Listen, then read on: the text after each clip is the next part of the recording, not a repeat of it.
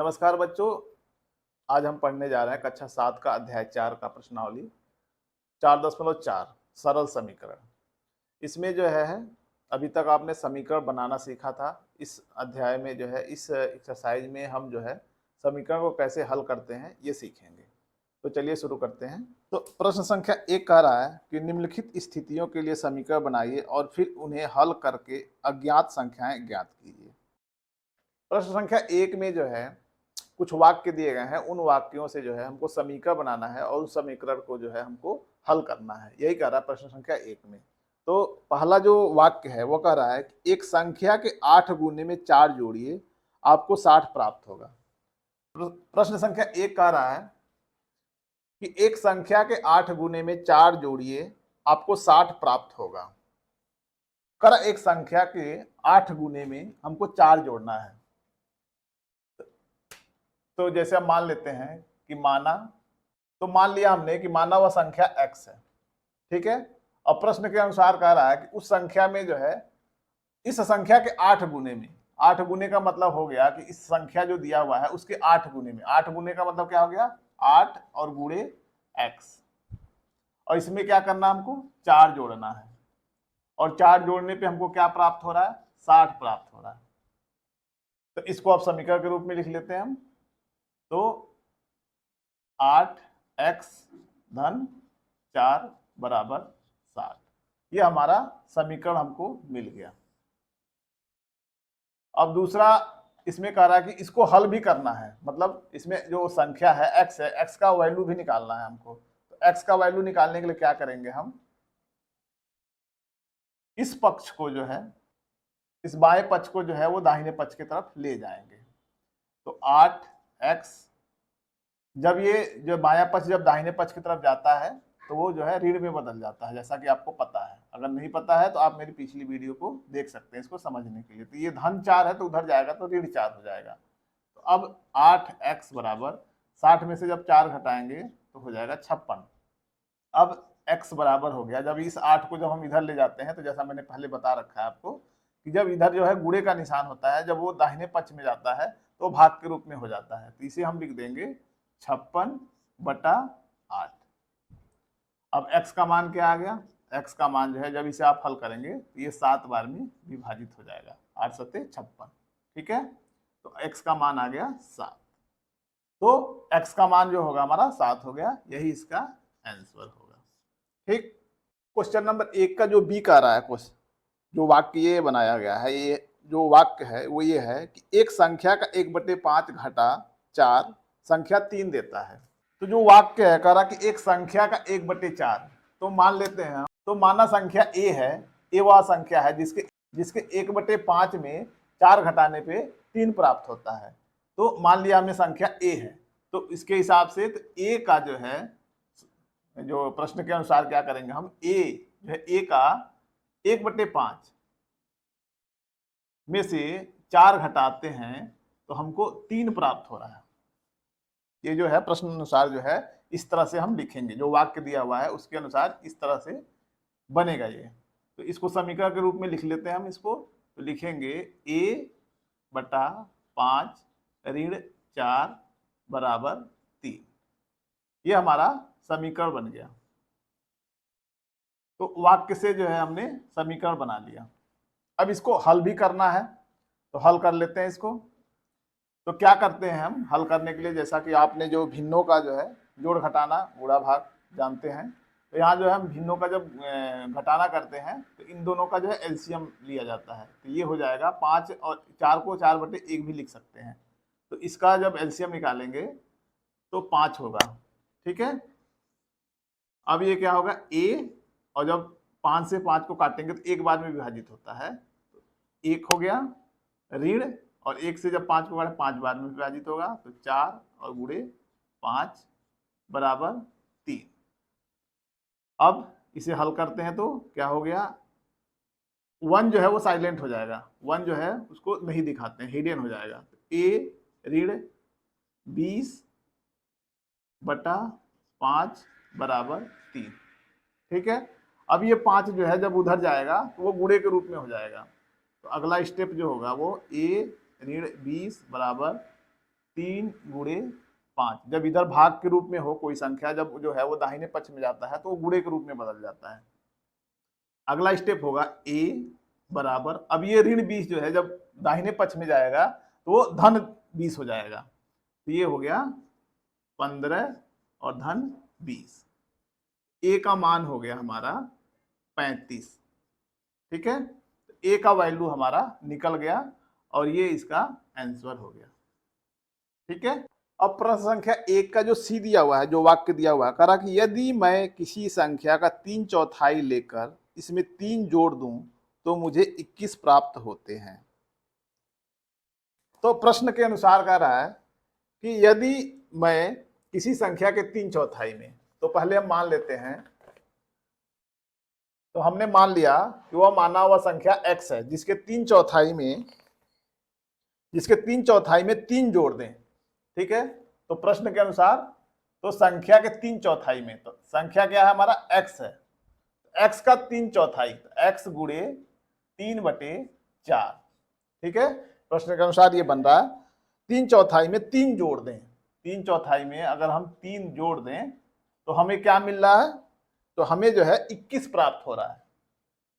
प्रश्न के अनुसार ये चीज सामने आ रही है, तो इसको हम समीकरण के रूप में लिखेंगे। x में 3 का गुणा करेंगे, ये हो जाएगा 3x/4 धन 3 बराबर 21।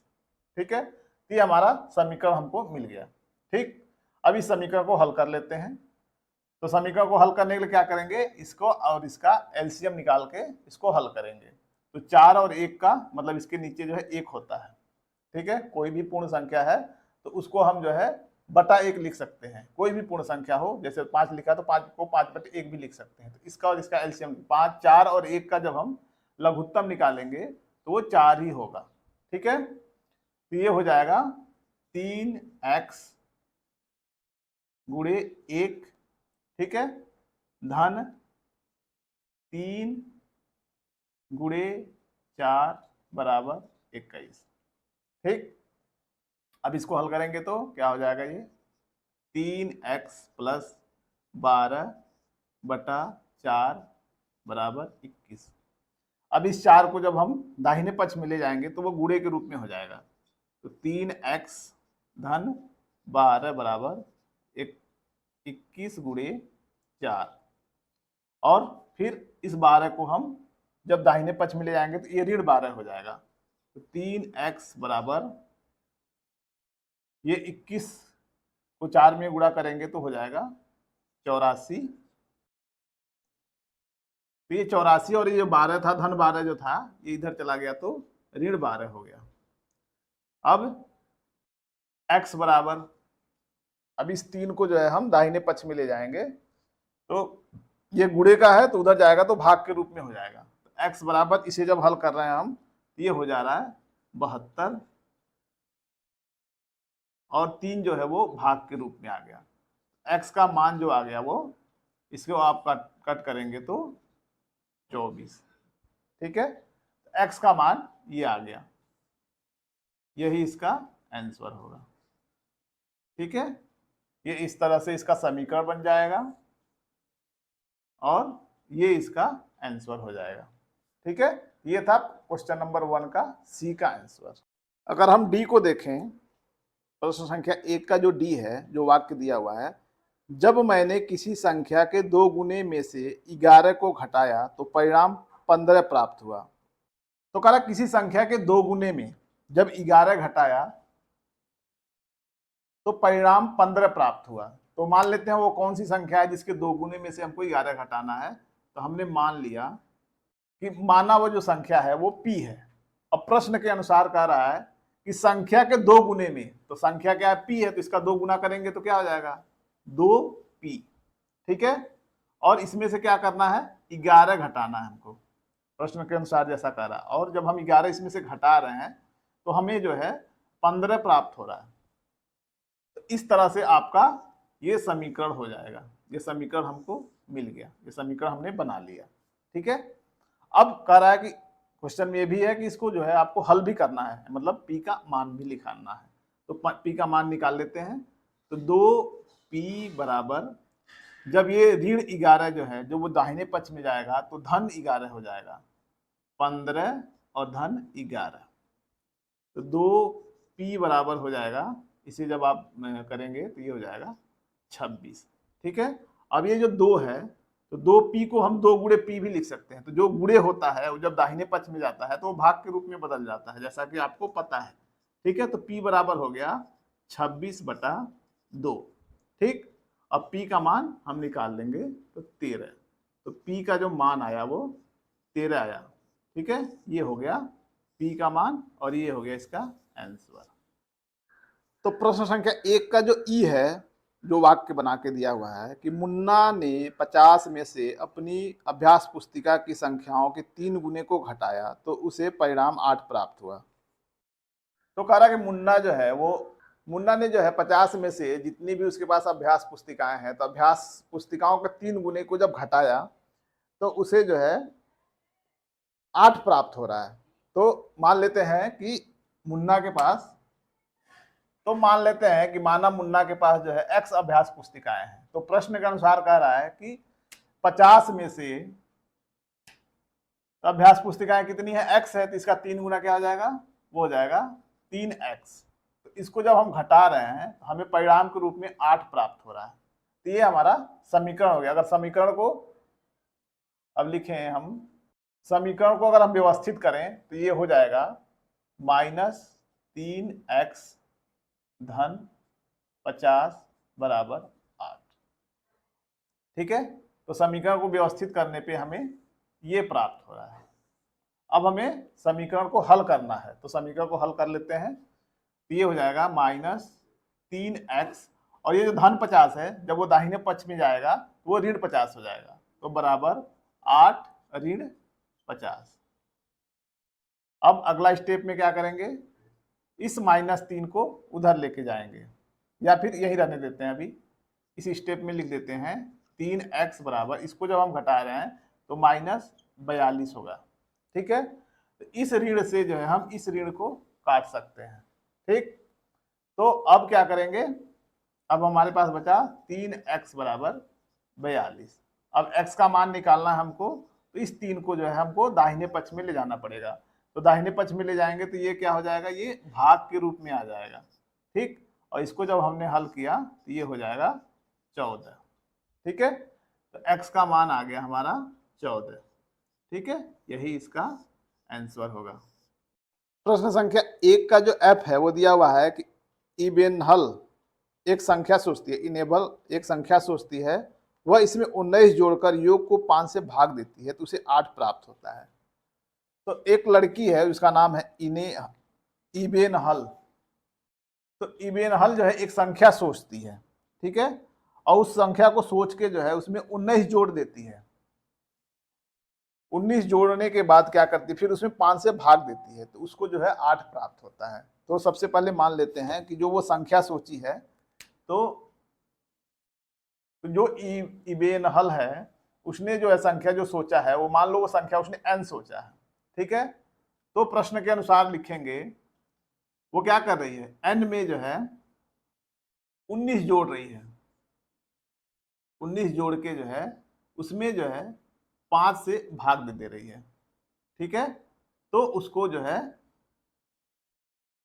8 प्राप्त हो रहे हैं। प्रश्न के अनुसार जो है ये समीकरण हमारा बन रहा है।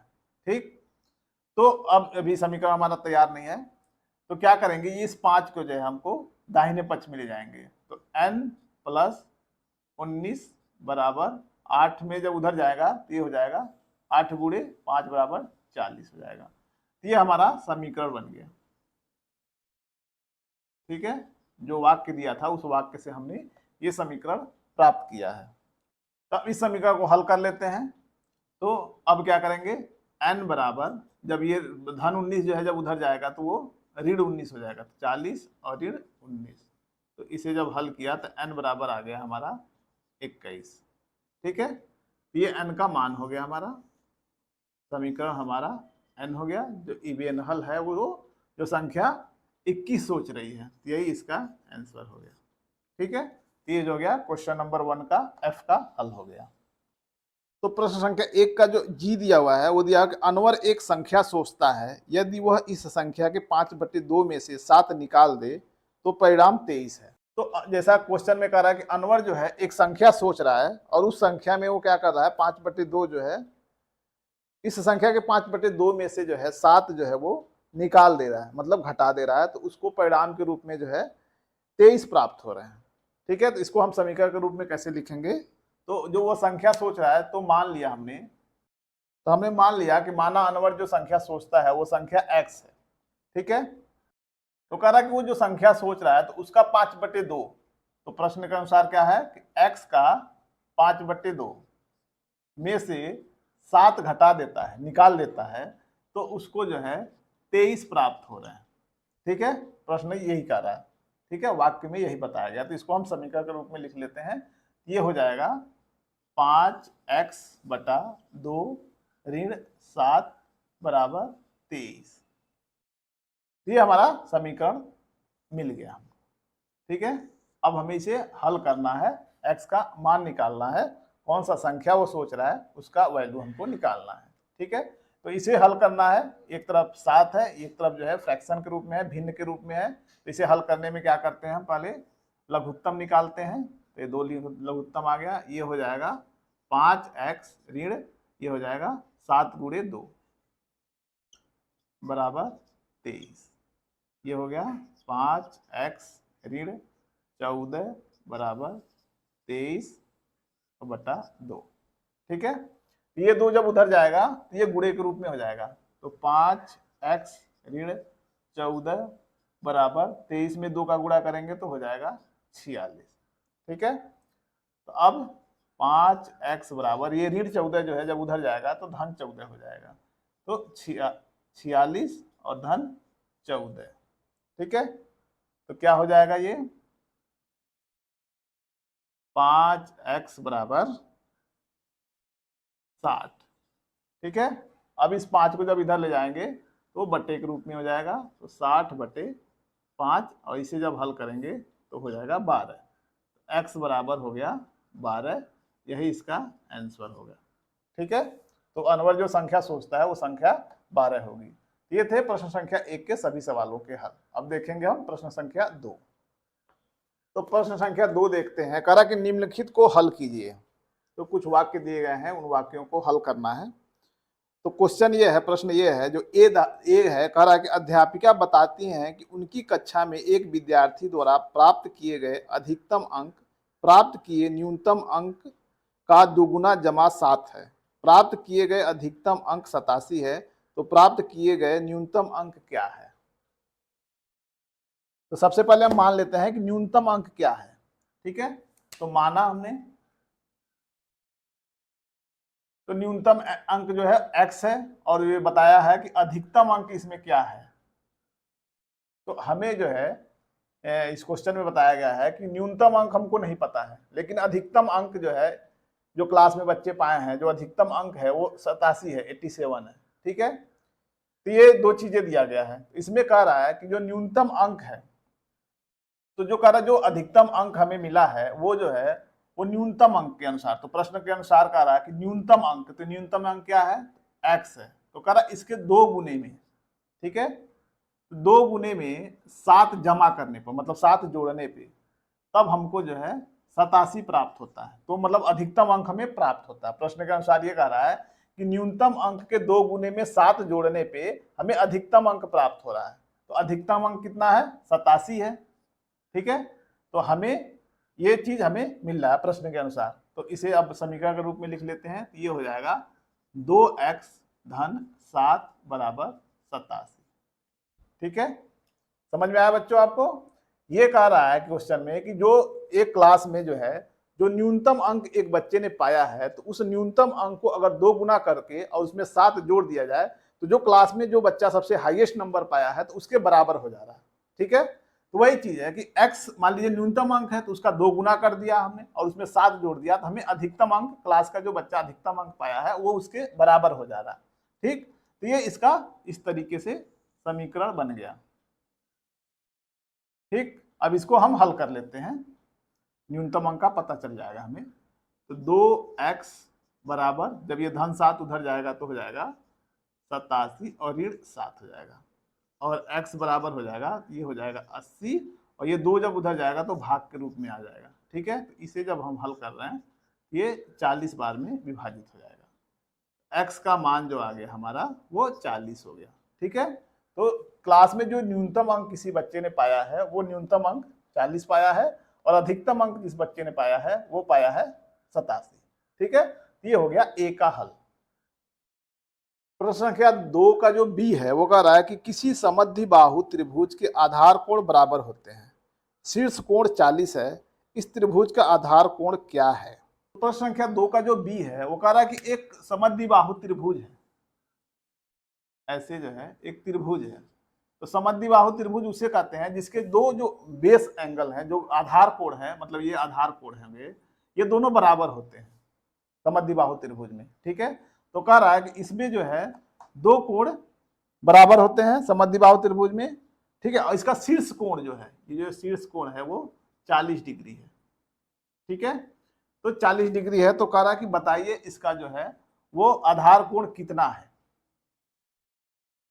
ठीक है, तो यही क्वेश्चन कर रहा है। तो अब इसमें मान लेते हैं कि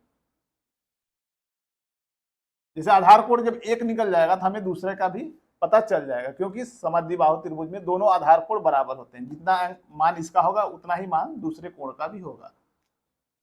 तो हमने मान लिया कि माना जो आधार कोण है इसका x डिग्री है, मतलब एक जो आधार कोण है वो x डिग्री है, और जो शीर्ष कोण है वो दिया हुआ है प्रश्न में कि वो 40 डिग्री है। तो जैसा बच्चों आपको पता है, अगर नहीं पता है तो आप जान जाओ कि किसी भी त्रिभुज में त्रिभुज के जो आंतरिक कोण होते हैं तो तीनों आंतरिक कोणों का योग जो है वो हमेशा 180 डिग्री होता है। ठीक है, तो ये चीज जान लो आप। ठीक, तो अब क्या करेंगे, इसमें एक आधार कोण कितना है, x है, तो दूसरा आधार कोण भी x हो जाएगा हमारा। ठीक, और धन 40, तो बराबर कितने हो जाएंगे, 180। 180 कहां से आया कि जो इसके तीनों कोण के जो सम होंगे, जो योग होगा वो 180 डिग्री होगा। किसी भी त्रिभुज के आंतरिक कोणों का योग हमेशा 180 डिग्री होता है। ठीक है, तो ये जो है अब इसको हल करते हैं, तो ये हो जाएगा x और x को जोड़ेंगे तो हमें मिल जाएगा 2x हो जाएगा। ठीक, और धन 40 बराबर 180। ठीक, ये हमको समीकरण प्राप्त हो गया, ये समीकरण हमें मिल गया। अब इसको हम हल कर लेते हैं, x का मान निकाल लेते हैं। तो ये जो है 2x बराबर, ये धन 40 है, जब उधर जाएगा दाहिने पक्ष में तो वो हो जाएगा ऋण 40, तो ऋण 40। तो अब 2x बराबर हो गया ये 140। ठीक, अब x बराबर जब ये 2 जाएगा तो इधर भाग के रूप में चला जाएगा बटा 2। इसे जब हम विभाजित कर रहे हैं तो ये आ जाएगा 70 डिग्री। ठीक है, तो x का मान हमें मिल गया 70 डिग्री। ठीक है, ये इसका आंसर हो गया। तो जो इसके आधार कोण है ये 70 डिग्री का है, और ये भी जो है 70 डिग्री का होगा। ठीक, ये हो गया क्वेश्चन नंबर 1 के बी का हल। प्रश्न संख्या 2 का जो सी है वो कह रहा है कि सचिन द्वारा बनाए गए रनों की संख्या राहुल द्वारा बनाए गए रनों की संख्या की दुगुनी है, उन दोनों द्वारा मिलकर बनाए गए कुल रन एक दोहरे शतक से 2 रन कम है, तो प्रत्येक ने कितने रन बनाए थे। तो प्रश्न ये कह रहा है कि राहुल ने जितने रन बनाए हैं सचिन ने उससे दोगुना रन बनाया है। अगर राहुल ने 10 रन बनाए हैं तो सचिन ने 20 रन बनाए हैं, एक माना मैंने बताया। तो ये प्रश्न के अनुसार कह रहा है कि राहुल ने जितने रन बनाए हैं उसके दोगुना सचिन ने रन बनाया, और दोनों के रनों को मिला के जो है दोहरे शतक से 2 रन कम है। तो दोहरा शतक कितना होता है, 200 होता है, 200 होता है, तो 200 में से अगर 2 घटाएं तो 198 होता है। तो मतलब उन दोनों के रनों की जो संख्या है दोनों को मिला के वो है 198। तो इसके अनुसार हमको समीकरण बनाना है और इसको हल करना है और बताना है कि जो है प्रत्येक खिलाड़ी, जो सचिन है ने कितना रन बनाया और राहुल ने कितना रन बनाया। ठीक है, तो हम मान लेते हैं, तो हमने मान लिया कि माना राहुल ने जो है x रन बनाया, तो जैसा प्रश्न के अनुसार कह रहा है कि राहुल ने जितना रन बनाया है उसके दोगुना सचिन ने रन बनाया है। तो अगर हमने मान लिया कि राहुल ने x रन बनाया है तो उसके हिसाब से सचिन जो रनों की संख्या होगी वो 2x होगी, क्योंकि x का जो दोगुना होगा वो 2x हो जाएगा। ठीक है, तो अब कह रहा है कि और दूसरा कंडीशन इसके बाद ये कह रहा है कि राहुल के रनों की संख्या, तो राहुल की रनों की संख्या x है और सचिन के रनों की संख्या कितना है, 2x है। ठीक है, तो वो जो है दोहरे शतक से, दोहरा शतक कितना हो गया, 200, ठीक है, से 2 कम है, मतलब 2 हमने घटा दिया। अब इसको जो है समीकरण के रूप में अगर लिखें तो x में जब 2x को जोड़ेंगे हम तो हमें ये मिल जाएगा हमें 3x, ठीक है, और बराबर 200 में से जब 2 घट गया तो हो गया 198। तो ये 3 जब उधर जाएगा तो भाग के रूप में हो जाएगा, तो x बराबर हम लिखेंगे 198/3। तो इसे जब हम हल कर रहे हैं तो पा रहे हैं कि 3 छाक 18 और 3 छाक 18, तो x मतलब राहुल के रनों की संख्या जो है x बराबर हमें 66 मिल गया। x किसका रन है, वो है राहुल का, तो मतलब राहुल के रनों की संख्या कितनी हो गई, 66 हो गई। तो राहुल के जो रनों की संख्या होगी वो 66 होगी, क्योंकि x का मान 66 है, और सचिन के जो रनों की संख्या होगी वो 2x है, तो 2 गुणे 66 बराबर 132 रन। ठीक है, तो ये जो है वो सचिन के रनों की संख्या होगी। तो ये इसके आंसर हो गए, और ये हो गए क्वेश्चन नंबर 2 के सभी सवालों के हल। अब हम देखेंगे प्रश्न संख्या 3। तो प्रश्न संख्या 3 का जो मैं कह रहा है कि निम्नलिखित को हल कीजिए। इसमें जो पहला सवाल दिया हुआ है प्रश्न संख्या 3 का, इरफान कहता है कि उसके पास परमित के पास जितने कंचे हैं उनके 5 गुने से 7 अधिक कंचे हैं। इरफान के पास 37 कंचे हैं, परमित के पास कितने कंचे। तो ये सवाल है, दिया हुआ है कि इरफान के पास कुछ कंचे हैं और परमित के पास कुछ कंचे हैं। तो कह रहा है कि परमित के पास जितने कंचे हैं उसके 5 गुने से 7 अधिक कंचे हैं इरफान के पास, और इरफान के पास टोटल जो है 37 कंचे हैं। तो अब प्रश्न के अनुसार चलिए सवाल को हल करते हैं। तो सबसे पहले हम मान लेते हैं, तो हमने मान लिया कि माना परमित के पास जो है जो कंचों की संख्या है वो x है। ठीक है, अब इरफान के पास कितने कंचे हैं प्रश्न में जो बताया गया है, तो इरफान के पास जो है, जो प्रश्न में ये कह रहा है कि परमित के पास जितने भी कंचे हैं उसके 5 गुने में अगर हम 7 जोड़ दें तो हमें 37 कंचे, तो वो इरफान के कंचे के बराबर हो जा रहा है। तो अब परमित के पास कितने कंचे हैं, वो है x कंचे हैं, तो कह रहा इसका 5 गुना, तो इसमें जो हमने 5 का गुणा कर दिया, और इसमें अगर हम 7 जोड़ दें तो जो परमित के कंचों, जो इरफान के कंचों की संख्या है, जो इरफान के पास जितने कंचे हैं उसके बराबर ये हो जा रहा है। तो वो इरफान के पास 37 कंचे हैं। तो प्रश्न के अनुसार ऐसा इसलिए बता रहा है। ठीक है, तो इसको हम समीकरण के रूप में बदल लेते हैं, ये हो जाएगा 5x धन 7 बराबर 37। तो ये जो है प्रश्न के अनुसार ये एक समीकरण बन गया। अब प्रश्न में ये कह रहा है कि आप बताओ कि परमित के पास जो है कितने कंचे हैं। तो परमित के पास हमने x मान लिया कि x कंचे हैं, तो हमें x का मान निकालना है। तो इस समीकरण को हल करेंगे तो हमें x का मान मिल जाएगा। तो इसे हल करते हैं, तो ये हो जाएगा 5x बराबर 37 और ऋण 7। ये 7 जब जो है दाहिने पक्ष में जाएगा तो ऋण हो जाएगा। ठीक है, अब x बराबर 30/5, ये 5 जो है जब दाहिने पक्ष में जाएगा तो वो भाग के रूप में हो जाएगा। तो इसको हमने हल कर दिया, 5 छक्का 30 और x का मान आ गया 6। ये इसका आंसर हो गया। परमित के पास जो कंचों की संख्या है वो 6 है। ठीक है, तो ये जो है तीसरे के पहले का हल हो गया। तीसरे सवाल का जो दूसरा सवाल दिया हुआ है, जो सेकंड सवाल है, वो कह रहा कि लक्ष्मी के पिता की आयु 49 वर्ष है, उनकी आयु लक्ष्मी की आयु के 3 गुने से 4 वर्ष अधिक है, तो लक्ष्मी की आयु क्या है। तो इसमें कह रहा है, इस प्रश्न में कह रहा है कि लक्ष्मी के पिता की आयु जो है वो 49 वर्ष है। तो लक्ष्मी की जो पिता की आयु है वो 49 वर्ष है। तो हम मान लेते हैं कि माना, अब हमें लक्ष्मी की आयु पता करना है। ठीक है, तो हम मान लेते हैं कि माना, हमने मान लिया कि माना जो है लक्ष्मी की आयु जो है वो p वर्ष है। ठीक है, तो हमें प्रश्न में ये 2 चीजें मिल रही हैं कि हमने लक्ष्मी का आयु मान लिया p वर्ष और लक्ष्मी के पिता की आयु जो है 49 वर्ष है। तो प्रश्न के अनुसार ये कह रहा है, तो जो लक्ष्मी के पिता की आयु है वो लक्ष्मी की आयु का, प्रश्न के अनुसार कह रहा है कि 3 गुने का, 3 गुना मतलब 3p। ठीक है, 3 गुणे पी भी लिख सकते हैं इसको।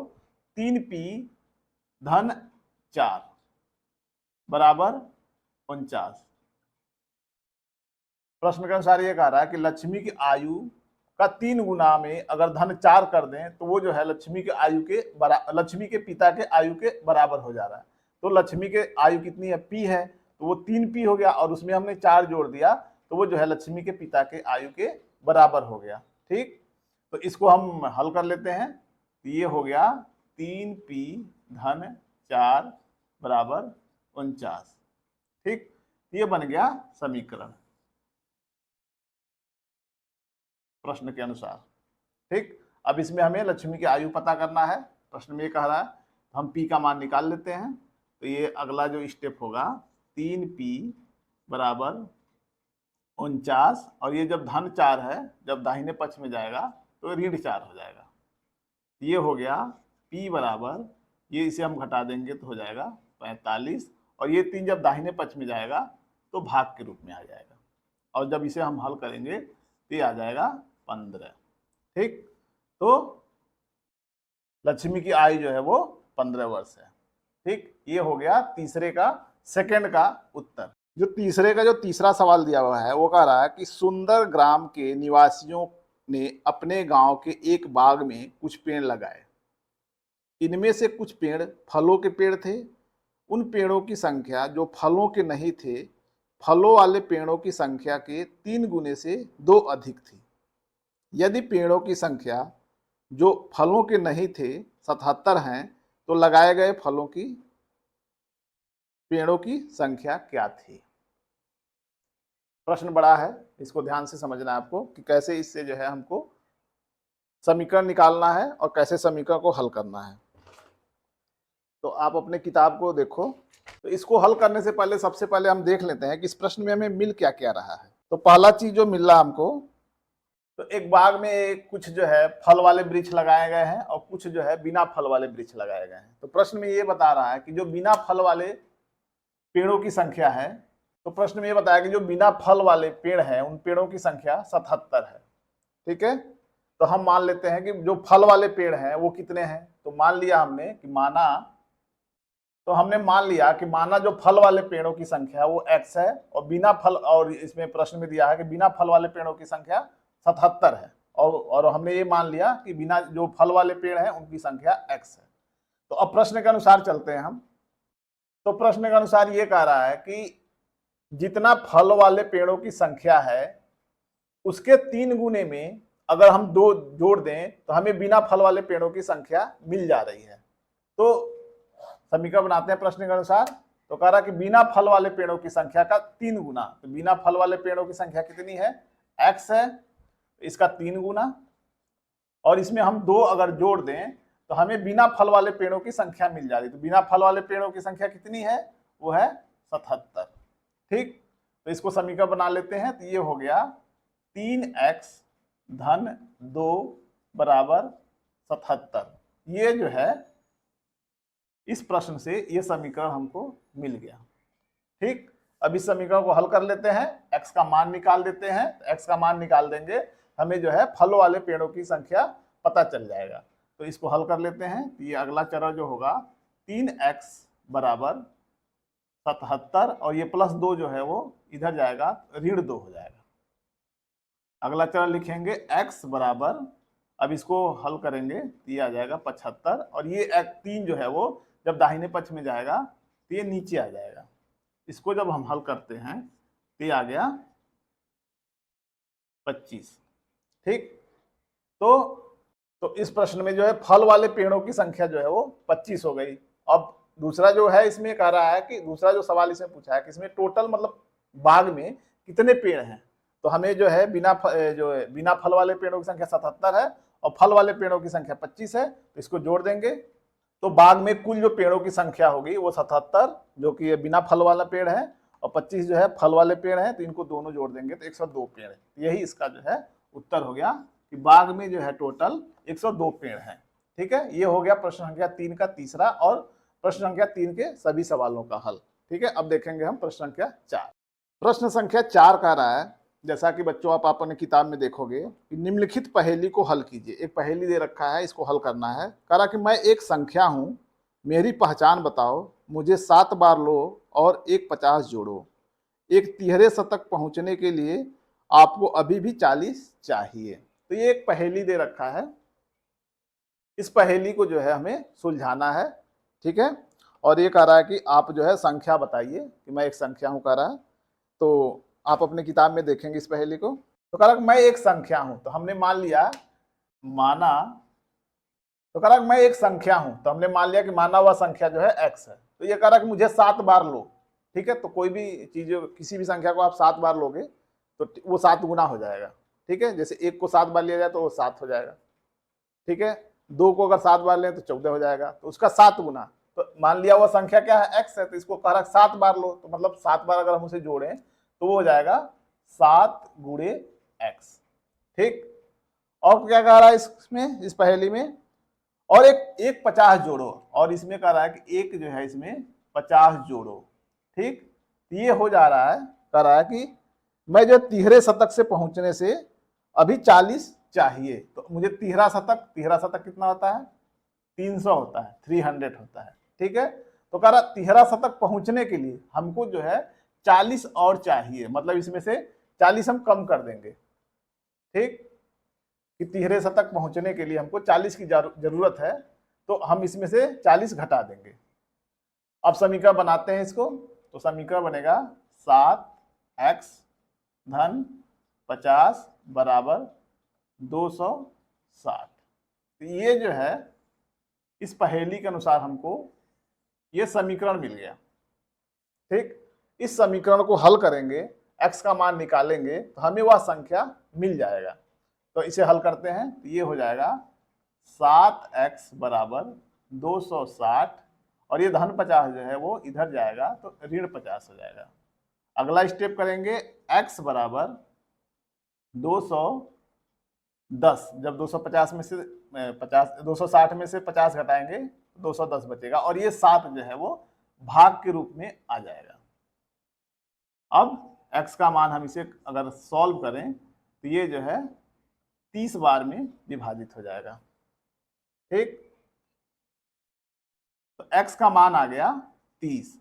तो पहेली के अनुसार जो है वह संख्या 30 होगा, जिसमें 50 जोड़ने पे, जिसके 7 गुने में 50 जोड़ने पे हमको जो है तिहरे शतक से 40 कम मिलेगा, ठीक है। तो ये हो गया प्रश्न संख्या 4 का हल, आंसर। और इस तरह से जो है हमने प्रश्नावली 4.4 के सभी सवालों को हल कर लिया।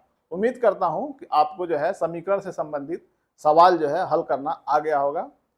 तो अगर आपको वीडियो अच्छा लगा है तो आप इस वीडियो को लाइक करें, सब्सक्राइब करें अगर इस चैनल पे आप नए हैं तो, ठीक है। इस वीडियो का फायदा अधिक से अधिक बच्चों को मिले, गार्जियंस को मिले, तो इसे जो है आप शेयर करना ना भूलें। धन्यवाद।